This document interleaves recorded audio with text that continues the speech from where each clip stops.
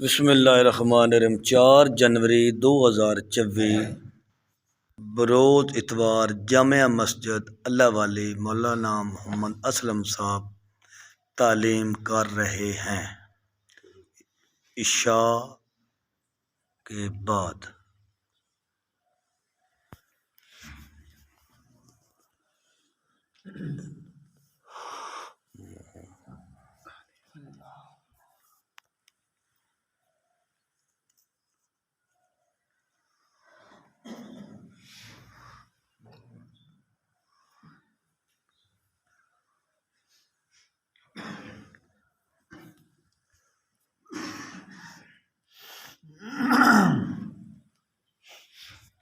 اللہم صلی علی محمد وعلی آل محمد کما صلیت علی ابراہیم وعلی آل اللهم بارك على محمد وعلى آل محمد.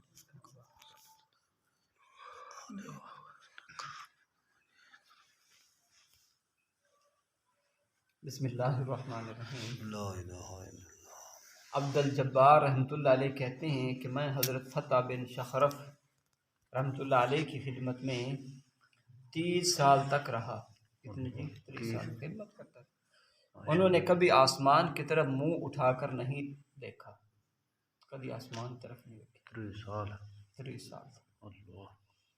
تو اس کے بعد ایک مرتبہ آسمان کی طرف منہ کیا اور کہنے لگے اب تو آپ کا اشتیاق بہت ہی بڑھ گیا۔ اشتیاق من کیا شوق اللہ تعالیٰ کی ملاقات۔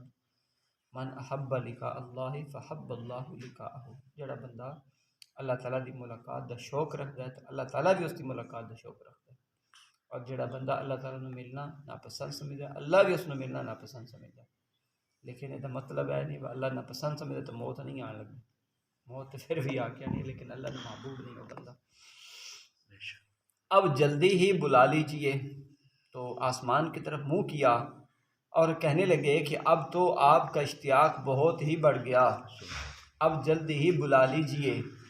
اس کے بعد ایک ہفتہ بھی نہ گزرا کہ انتقال فرما گئے۔ اللہ دے ولی اس طرح دیں گے۔ ابو سعید موصلی رحمۃ اللہ علیہ کہتے ہیں کہ فتح بن سعید رحمۃ اللہ علیہ عید الاضحیٰ کی نماز پڑھ کر عیدگاہ سے دیر میں واپس ہوئے۔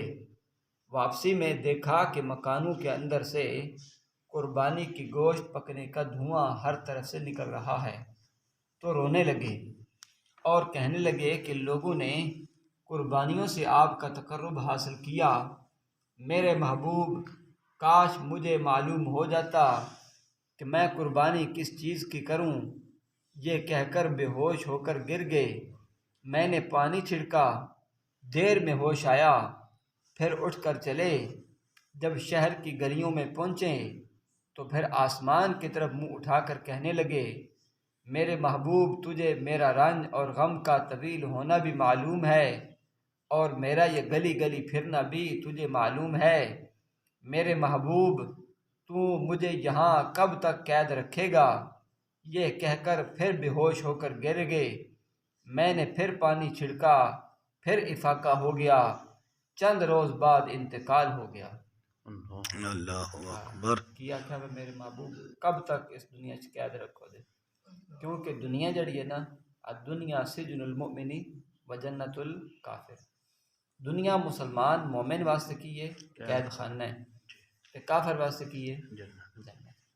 تو قید خانہ بندہ ہوئے تو وہ کی مرضی دے مطابق چلتا ہے، وہ سائیاں دی مرضی دے مطابق چلتا ہے۔ جی میں آکھنا ہاں بھائی اس وقت تو پیشاب کرنا ہے، اس وقت تو بہنا ہے، اس وقت تو اٹھنا ہے، اس وقت تو کھانا کھانا ہے، وہ پابند ہوتا ہے۔ کیوں؟ قید بچے نا، تے جڑا قید تو باہر جنت بچ وہ مرضی دا مالک ہے، اللہ تعالیٰ اس نو دی مرضی دے دے۔ تے اس واسطے دنیا جڑی اللہ پاک نے مسلمان واسطے قید خانہ بنا دی، یعنی پابندی دے مطابق چلے، مرضی نہ کرے، اللہ دی منشا اللہ دی چاہت دے بغیر نہ چلے، اس واسطے اس نو دنیا نو قید خانہ آکھا گیا۔ محمد بن قاسم رحمۃ اللہ علیہ کہتے ہیں کہ مجھ سے میرے شیخ محمد بن اسلم توسی رحمۃ اللہ علیہ نے انتقال سے 4 دن پہلے فرمایا کہ آؤ تمہیں خوشخبری سناؤں۔ کہ تمہارے ساتھی کے یعنی میرے ساتھ حق تعالی شانہ نے کس قدر احسان کیا کہ میری موت کا وقت قریب آ گیا، اور اللہ جل شانہ کا مجھ پر یہ احسان ہے کہ میرے پاس ایک درہم بھی نہیں ہے جس کا حساب دینا پڑے۔ اب مکان کے کواڑ بند کر دو اور میرے مرنے تک کسی کو میرے پاس آنے کی اجازت نہ دینا، اور یہ سن لو کہ میرے پاس کوئی چیز نہیں ہے جس میں میراث تقسیم ہو۔ جس میں میراث کیا ہو؟ تقسیم کوئی ہو بیتا کہ میں آخیا مال نہ دارم غم ہیچ نہ دارم، مال ہی نہیں رکھ دے تو کوئی غم ہی نہیں رکھ دے، دستار نہ دارم غم پیچ نہ دارم، دستار ہی نہیں پگڑی نہیں ہے، یہ پگڑی نہ ہوئے تو پھر مڑ یہ بھی غم کوئی نہیں، وہ پیچ کے اگے کرنا پیچھے کرنا جتھے کرنا، پریشانی کوئی نہیں، ایسی سادی زندگی۔ بجز اس چادر کے اور اس ٹاٹ کے اور اس وضو کے لوٹے کے، میری کتابوں کے، اور اس تھیلی میں 30 درہم ہیں، یہ میرے نہیں ہیں بلکہ میرے بیٹے کے ہیں، اس کے ایک رشتہ دار نے اس کو دیے تھے، اور اس سے زیادہ حلال چیز میرے لیے کیا ہوگی، جبکہ حضور صلی اللہ علیہ وسلم کے ارشاد ہے کہ تو اور تیرا مال تیرے باپ کا ہے، انت و مالک لابیک، تو اور تیرا مال کس کا ہے؟ تیرے باپ کا ہے، لہٰذا یہ بیٹے کا مال ہونے کی وجہ سے اس حدیث شریف کی بنا پر مجھ پر حلال ہے، اس میں سے میرے کفن کی اتنی مقدار خرید لینا جس سے میرا ستر ڈھک جائے، اس سے زیادہ اس میں سے نہ لینا، یعنی صرف لنگی اس سے خرید لینا، اور یہ ٹاٹ یہ چادر کفن میں شامل کر لینا، کفن کے 3 کپڑے پورے ہو جائیں گے، لنگی، چادر اور تیسرا ٹاٹ ہو جائے گا، ان تینوں میں مجھے لپیٹ دینا، اور یہ وضو کا لوٹا کسی نمازی فقیر کو صدقہ کر دینا کہ وہ وضو کر لیا کرے گا۔ یہ سب فرما کر چوتھے دن انتقال ہو گیا۔